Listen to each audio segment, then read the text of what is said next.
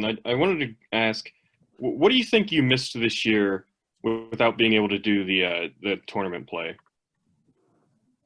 Um, I think the preseason that we didn't have, the competition part, is what we missed the most.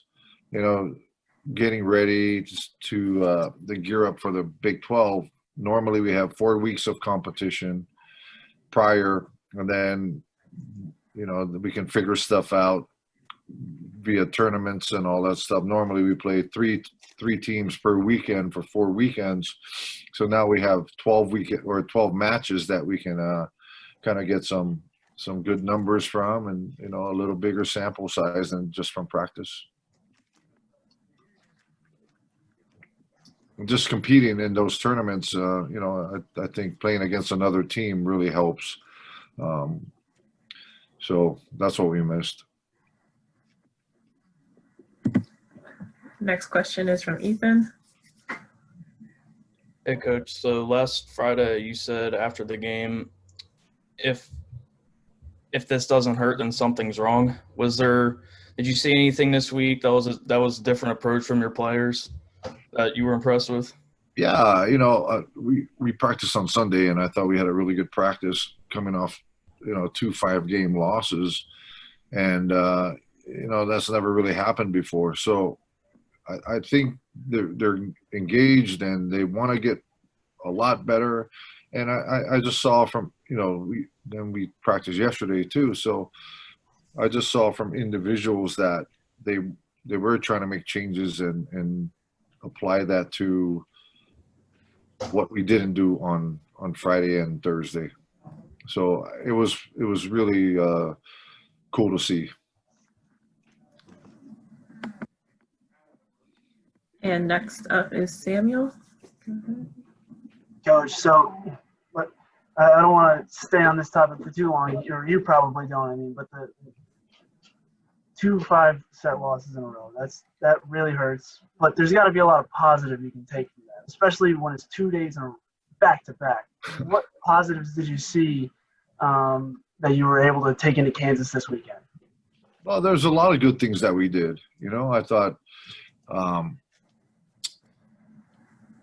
it's just an inconsistency of it, right? So if we can be a lot more consistent, then I think we're going to have better results. And that's what I told the team. I said, there's a lot of good things that we can take from this, but more the positive, I think, that I came out with it was, especially on Sunday when they were still hungry to practice after 2 5-set losses. And, they're still competitive and all that stuff. And, it didn't, it hurt, but now we got to move on, right? Now we can't dwell on it. We can't dwell on, oh, what if we want to? And I said to them, if we had won both or one, the conversation would be different. And, it's just that fine where, it could have been, hey, great weekend, or the weekend we had. So, they're still positive and they're still working hard. And, we got to get ready for Kansas on Friday.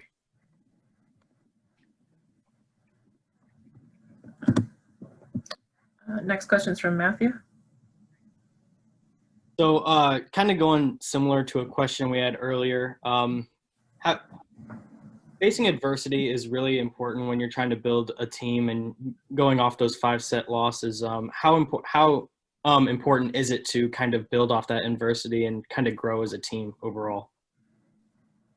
We got to be put in those situations, right? So, and we were, we were up 2-1 both matches on over the weekend, and if we're not in that situation, we're not going to learn from it. So, again, to answer kind of your question, Samuel, too, is, hey, we were in those situations, but now we got to figure out how to win and grow from that. So, again, if you don't make mistakes, and that's what we tell our players, how can you learn from it?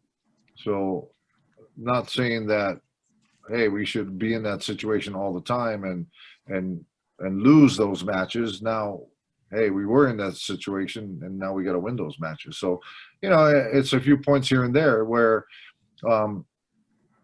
if we had done better things, whether it's a better dig, a better set, a better attack, what I told the team was we have opportunities. The thing we didn't do was convert those opportunities into points. So that's what we're working on right now. And we'll go back to Samuel. You've been through now twice the unique back-to-back schedules. Is there any difference in preparation now that you've noticed? Like, do you have a different set of film? Do teams come out different the second day? What have you noticed that's unique about this whole setup so far? You don't have much time to change or make major adjustments, but you can tweak it a little bit and make minor adjustments. And, I thought we did some good things, but not good enough. Like we didn't stop number 10 for Kansas State on Thursday night. If she had the same numbers that she did Friday night on Thursday night, I think we would have a better chance to win. So we made some good adjustments, but we just couldn't, like I said, we couldn't convert those opportunities into points, and that's what hurt us. And it, it's not like we didn't have swings for them. We did. We just shot ourselves in the foot and made some errors. Next question is from Ethan. So, Coach, it's still a little early, like in the season, but Kansas shares the same record as you guys. How much more important are these matches this weekend for you guys in terms of where you want to be with a team that you're tied with? Every weekend's important. We're in a Big 12, so every win we can get helps. Kansas is a good team. They're a lot better than they were last year, and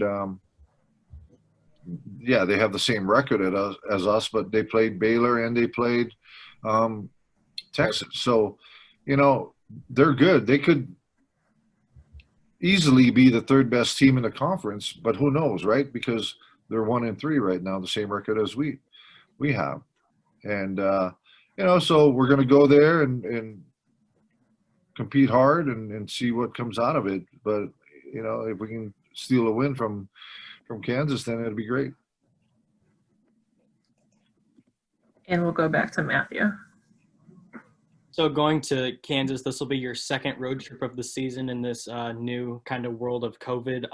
How did you think your team handled the first round of kind of getting used to the precautions and stuff? And what can you learn from the first road trip that you can take into the second road trip? It's interesting because normally we don't spend 4 days in one spot. So that was really weird in itself. Normally we go to, say, Kansas, we get there Tuesday and then either leave Wednesday night or early Thursday morning. But now, we're going there tomorrow and then we don't leave till Sunday. So, we got to figure things out. And it's not just playing, it's where to eat, what to eat. Can we go to restaurants? And we don't want to go to restaurants. So we have to cater food and do all that stuff. And, does the hotel allow us to cater outside food in, or do we have to just eat at the hotel? Stuff like that. But more importantly, from a playing standpoint, we're playing back to back. And I keep telling our team or my team that our fitness level has to be good. To play back-to-back nights, especially if you're playing 2 5-setters. I mean, you got to be good. And just from the tech trip, though, it's, I think we learned a lot that we have to make sure that we're safe and just stay away from people. And next question is from Samuel. Coach, your middle blockers, I feel, have specifically Audrey and Brianna have kind of separated themselves in the league as two of the top at least among the upperclassmen. What kind of difference do they make in your guys' matches? No, they've been really good for us. So we got to continue for them to be good. You know, my philosophy is if we have good middles, then you can set the middle and then work inside out. You know, but if we don't have good middles or they're not productive, then you know it makes it a lot easier for our opponents because then they can double up on any specific hitter, which makes it a lot tougher to score. So they got to keep doing good work and find ways to score. Then it's going to open things up, and that's what we want. Next question from Cody. So you've been talking about the playing back to back, and I was just wondering, you know, if there wasn't extra precautions and there wasn't COVID, just from the playing standpoint, is there anything you like better about playing back to back instead of, you know, spaced out weekend week? You know, we play back to back. We played 3 matches in 2 days in the preseason, so we understand that a little bit. And the preparation of all that stuff. So it's not anything new, but it just gives us more time if we're more spread out, that from a recovery standpoint and better preparation for your opponents. But, you know, because of our situation now, I mean, we got to deal with it and hopefully we're good at what we're doing and the preparation of the team the first night and the adjustments we have to make the second night to be successful. So, you know, our staff's working hard and trying to get the team ready, not just from game time, but from the previous week or the start of the week. And next question from Matthew. So you've played on the road and at home now. There's largely either no fans or very diminished fans. Is there still a big difference between playing at home and playing on the road, or has it kind of evened the playing field since there's not going to be really spectators nearly as much? I think you still have the home court advantage, but there's going to be a lot more parity because of that, right? Because, you know, you don't have that crowd sound as loud and, you know, or the fans on top of you and screaming and heckling and all that stuff. So, you know, I just think there's going to be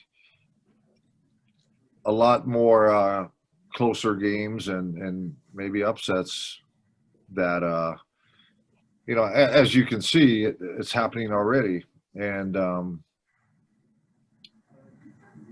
there's too many good teams in the league not to have splits over the weekend, more so than not.